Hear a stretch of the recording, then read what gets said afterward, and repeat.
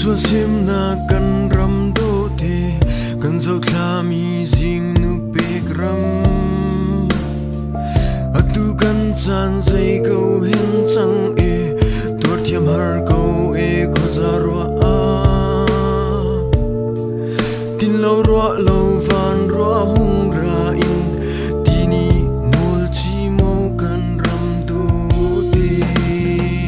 jung jing nu tor za thiam na kan pe arok chia mi kan ram te hi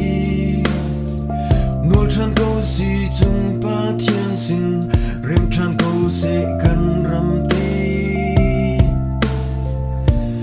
moi pa thim ram kan si lang ter na cha si hi ban thil chang hi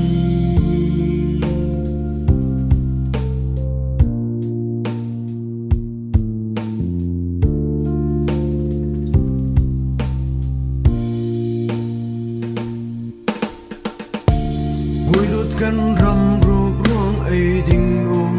ngai lo in kan hoi dot na riana grab ngai lo ngak tra bang karo zon kan mi khi al luang ka tor kho rim lo hi bang thil chang zai la tu in pau ve ning kai ka lung koi na chung jing nu tor za thiam na kan pe arok chia mi kan ram te hi nol chan ko si chung pa thian sin rem chan ko se kan ram te boi pa thim ram kan si lang ter na cha si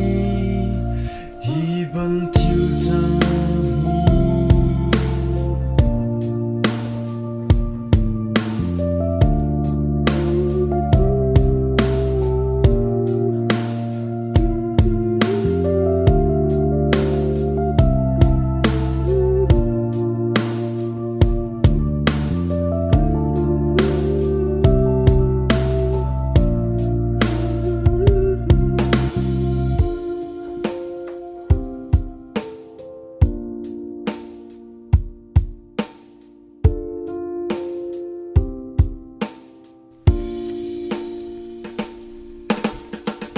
Relok thlo hi bang thil chang hi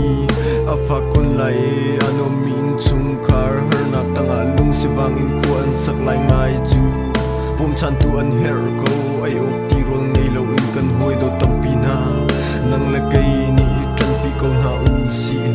khuk bil khaza chambu in jing nu sina do chat lo in nol pi ko na u si oh afa ko rozona chung jing nu tor za thiam na kan pe arok chia mi kan ram